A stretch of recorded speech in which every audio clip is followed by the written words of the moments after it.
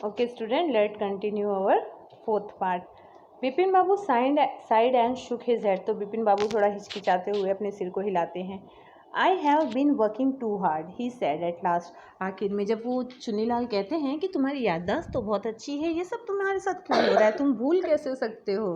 तो बिपिन बाबू थोड़ा हिचकिचाते हुए अपने सिर को हिलाते हैं और कहते हैं I have been working too hard, मैं थोड़ी ज़्यादा मेहनत कर रहा हूँ. That must be the reason, हो सकता है यही कारण हो. Must see about consulting a specialist, शायद मुझे किसी स्पेशलिस्ट से कंसल्ट करना चाहिए. Doubtless it was Bipin's condition which made Chunnilal leave without mentioning anything about a job. अब इसमें कोई शंका ही नहीं थी कि बिपिन की जो हालत थी वो देखकर चुन्नीलाल को लगा कि इनसे अभी जॉब के बारे में पूछना बेकार ही है, तो बिना जॉब की बात किए चुन्नीलाल वहाँ से चले जाते हैं. परेश चंदा was a young physician. Paresh Chanda was a young physician with a pair of bright eyes and a sharp nose. अब परेश चंदा जो थे वो एक यंग फिजिशियन थे, मतलब बहुत ही कम उम्र के थे. With a pair of bright eyes and a sharp nose. यहाँ पे उनका स्ट्रक्चर डिस्क्राइब किया गया है कि किस तरह से वो दिखते थे. आंखें ब्राइट थी, शार्प नोज था. He became thoughtful when he heard about Bipin Babu symptoms. Symptoms यानी लक्षण. जब वो बिपिन बाबू के लक्षण के बारे में, उनके लक्षणों को सुनते हैं तो थोड़ा वो सोच में पड़ जाते हैं. लुक डॉक्टर चंदा, सेड बिपिन बाबू डेस्परेटली. तो थोड़ा डेस्परेटली मतलब सीरियसली वो कहते हैं देखिए परेश जी, डॉक्टर चंदा, you must cure me of this horrible illness. आपको मुझे इस डरावनी बीमारी से दूर करना होगा, मतलब मुझे ठीक करना होगा. I can't tell you how it's affecting my work. मैं आपको बता नहीं सकता हूँ कि किस तरह ये जो बीमारी है वो मेरे काम पर असर डाल रही है. डॉक्टर चंदा शुक हिज हेड. डॉक्टर चंदा अपने सिर को हिलाते हैं.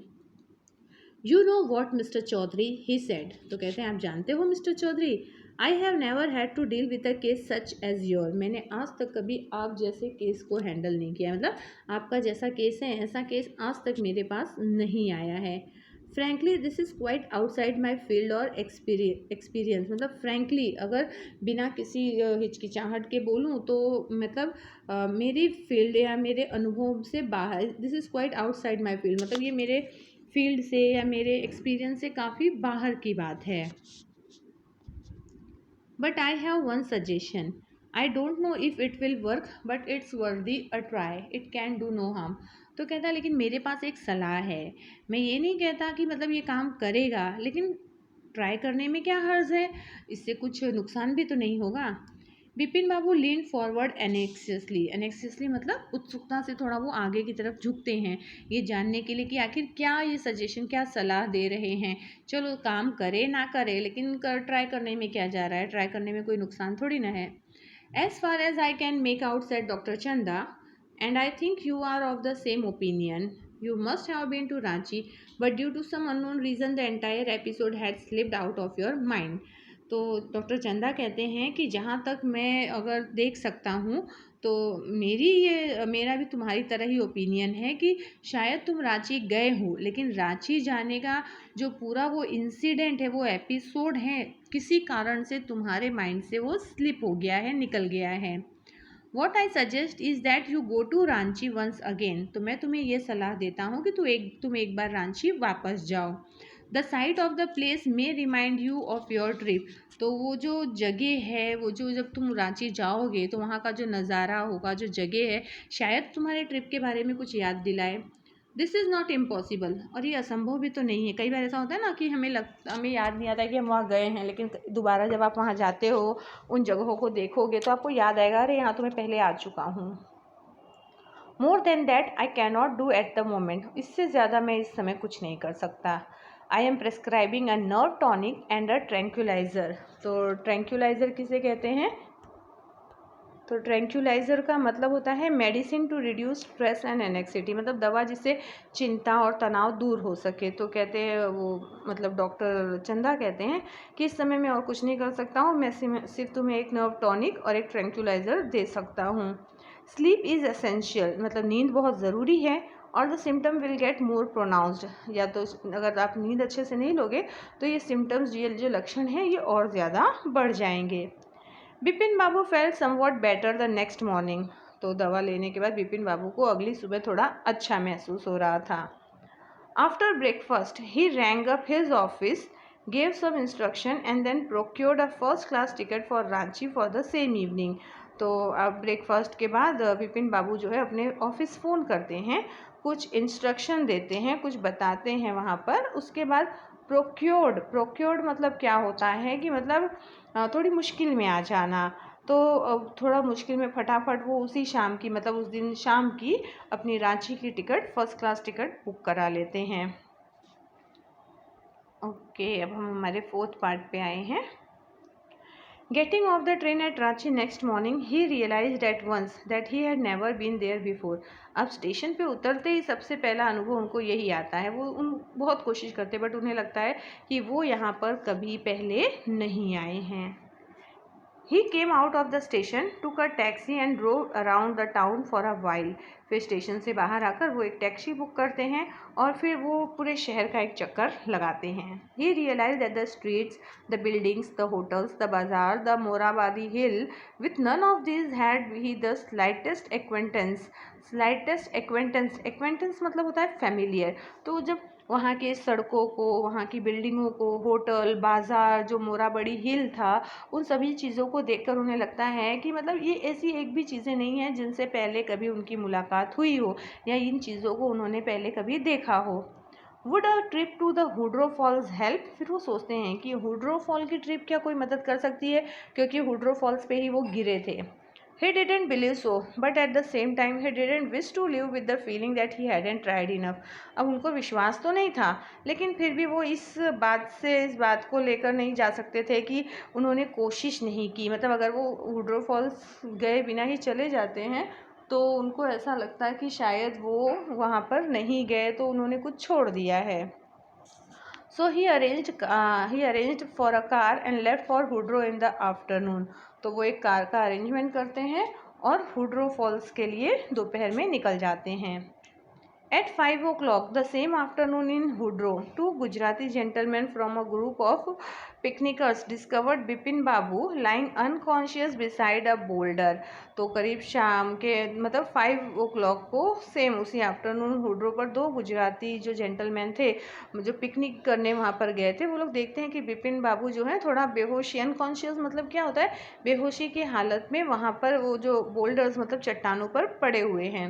When he came round, the first thing Bipin Babu said was, "I am finished. There's no hope left." तो जब पहले लोग उनसे मिले तो उनके सामने बात क्या आई कि बिपिन बाबू कह रहे हैं कि आई एम फिनिश्ड, मतलब मैं अब ख़त्म हो गया हूँ, अब कोई उम्मीद नहीं। यानी जब बिपिन बाबू वहाँ हुड्रो फॉल्स पे गए तो वहाँ पे भी उन्हें ऐसा कुछ भी सिम्टम्स नज़र नहीं आया जिससे उन्हें पता चले कि वो कभी वहाँ पर गए हुए हैं। तो वो पूरी तरह से मतलब वो अनकॉन्शियस हो जाते हैं, इतना ज़्यादा डिप्रेशन में आ जाते हैं। Next morning Bipin Babu was back in Kolkata. अगली सुबह बिपिन बाबू कोलकाता वापस आ जाते हैं। He realise that there was truly no hope for him. अब उन्हें एहसास होने लगा कि अब उनके लिए आशा की कोई किरण नहीं है। सून ही वुड लूज एवरीथिंग। जल्दी वो सब कुछ खो देंगे। हिज विल टू वर्क, उनकी काम करने की इच्छा, हिज कॉन्फिडेंस, उनकी आत्मविश्वास, हिज एबिलिटी, उनकी क्षमताएँ, हिज बैलेंस ऑफ माइंड, किस तरह से उनकी याद शक्ति थी। Was he going to end up in the asylum at, क्या ये सारी चीज़ें वो एक बार में ही ख़त्म कर देने वाले थे, मतलब ये सारी चीज़ें उनके माइंड से क्या ख़त्म होने वाली थी। बिपिन बाबू कुडंट थिंक एनी मोर। अब बिपिन बाबू और ज़्यादा नहीं सोच पा रहे थे। उन्होंने सब कुछ ट्राई कर लिया लेकिन उनको वो रांची जाकर भी आ गए, उन सभी जगहों पर जाकर आ गए, लेकिन वहाँ जाने के बाद भी उन्हें बिल्कुल याद नहीं आया कि वो पहले कभी रांची आए हैं। अब उन्हें लग रहा था कि सब कुछ ख़त्म होने वाला है। Back home he rang up doctor Chanda and asked him to come over. घर वापस आकर वो डॉक्टर चंदा को फ़ोन करते हैं और उन्हें घर आने के लिए कहते हैं। Then after a shower he got into bed with an ice bag clamped on his head. फिर उसके बाद वो मस्त में शॉवर लेते हैं, नहाते हैं, उसके बाद आइस बैग क्लैम्ड ऑन मतलब सर पर थोड़ा बर्फ़ रख कर लेटते हैं। Just then the servant brought him a letter which someone had left in the letter box. उसी समय उनका नौकर जो है वो एक लेटर लेकर आता है जो किसी ने लेटर बॉक्स में छोड़ रखा था। A greenish envelope with his name in red ink on it. एक हरे कलर का एनवलप था जिसके ऊपर रेड इंक से लिखा हुआ था। Above the name it said urgent and confidential, उसके ऊपर नाम के ऊपर ये भी लिखा था कि ये बहुत ही अर्जेंट है और कॉन्फिडेंशियल है, मतलब भरोसे के उसमें है, मतलब इसको किसी से छुपा, मतलब किसी को बताना नहीं है। In spite of his condition Bipin Babu had a feeling that he ought to go through the letter, मतलब बिपिन बाबू की जो हालत थी, मतलब उनकी हालत बुरी तरह से ख़राब थी, बहुत कंफ्यूज हो गए थे, उन्हें लग रहा था कि उनको बहुत बड़ी बीमारी हो गई है कोई, फिर भी वो लेटर में क्या ऐसा सीक्रेट था, क्या कॉन्फिडेंशियल था, वो देखने की इच्छा उनके अंदर होती है। He tore open the envelope and took out the letter, तो वो एनवलप को फाड़ते हैं, उसके अंदर से लेटर निकालते हैं। This is what he read, अब जो वो लेटर में पढ़ते हैं वो क्या है, देखो ये पिक्चर है किस तरह से वो लेटे हुए हैं और ये लेटर है। Dear Bipin, I had no idea that affluence would bring about the kind of change in you that it has done. Letter में क्या लिखा था कि डियर बिपिन, मुझे ऐसा थोड़ा भी आइडिया नहीं है कि जो एफ्यूलेंस है, जो असर है, वो तुम्हारे अंदर इतने सारे चेंजेस लेकर आएगा। मतलब एफ्यूलेंस यानी जो पैसे हैं, जैसे कई बार इंसान के पास ज़्यादा पैसा आ जाता है तो बदल जाता है। Was it so difficult for you to help out an old friend down on his luck, क्या तुम्हारे लिए इतना मुश्किल हो गया था कि तुम अपने दोस्त को जो है इस समय मुश्किल की घड़ी में उसे छोड़ दो। I have no money so my resources are limited, मेरे पास पैसे नहीं हैं इसलिए मेरी ज़रूरतें भी कम हैं। What I have is imagination a part of which I use in retribution of your unfailing behaviour, मेरे पास केवल इमेजिनेशन है जिससे मैं तुम्हारे हिस्से की, तुम्हारे फीलिंग्स को, तुम्हारे बिहेवियर को थोड़ा सा रिट्रीब्यूट कर सकता हूँ। Well you will be all right again now, अच्छा तुम फिर से एक बार ठीक हो जाओगे। A novel I have written is being considered by a publisher, एक नॉवेल जो मैंने लिखा है एक पब्लिशर ने उसे ले लिया है। If he likes it enough it will see me through the next few month, अगर उसे वो पसंद आ गया तो वो अगले कुछ महीनों में मेरी मदद कर सकता है। योर्स चुन्नीलाल, अब ये लेटर लिखा था किसने, चुन्नीलाल ने, क्योंकि चुन्नीलाल का ऐसा कहना था कि पैसा आने के बाद इंसान इतना बदल जाता है कि वो अपने एक दोस्त की मदद नहीं कर सकता है, ज़रूरत पड़ने पर दोस्त के काम नहीं आ सकता है, ये सारी बातें वो उसमें लिखा है। व्हेन डॉक्टर चंदा केम बिपिन बाबू सेड आई एम फाइन, अब ये सारी बातें बिपिन बाबू को समझ में आ गई। जब डॉक्टर चंदा आते हैं तो बिपिन बाबू कहते हैं मैं ठीक हूँ। It all came back as soon as I got off the train at Ranchi, जैसे ही मैं रांची ट्रेन से उतरा सब कुछ मुझे वापस आ गया। A unique case said doctor चंदा, तो डॉक्टर चंदा कहते हैं बहुत ही स्पेशल केस था ये तो। I shall certainly write about it in a medical journal, मैं मेडिकल जर्नल में इसके बारे में ज़रूर लिखूंगा। The reason why I sent for you said Bipin Babu is that I have a pain in the hip from a fall I had in Ranchi, तो विपिन बाबू कहते हैं कि रीज़न जो है मैंने आपको यहाँ बुलाया वो ये है कि रांची में गिरने की वजह से मेरे हिप पर थोड़ा सा दर्द है। If you could prescribe a pain killer, क्या आप दर्द के लिए कोई दवाई दे सकते हो तो बहुत अच्छा होगा। तो ऐसा कहकर यहाँ पर स्टोरी ख़त्म होती है। और जो बिपिन बाबू की जो एक्चुअल में ये सब क्या था, ये एक जस्ट चुन्नी लाल था वो थोड़ा सा परेशान किया था बिपिन बाबू को, और लास्ट में वो लेटर लिखकर वो बात को अपने एक्सेप्ट भी करता है कि अब तुम जल्दी ठीक हो जाओगे और मुझे भी जॉब मिलने वाली है। एक्चुअल में जो रियलिटी ये थी कि कुछ भी ऐसा नहीं हुआ था। ठीक है, तो यहाँ पर हमारी ये स्टोरी ख़त्म होती है बेटा। आपको इस चैप्टर का PDF आपके ग्रुप में सेंड कर दिया जाएगा और सारे ऑब्जेक्टिव्स याद कर लेना। नेक्स्ट यूनिट टेस्ट में यानी सितंबर वाले यूनिट टेस्ट में ये चैप्टर आएगा। ठीक है, प्रणाम स्टूडेंट।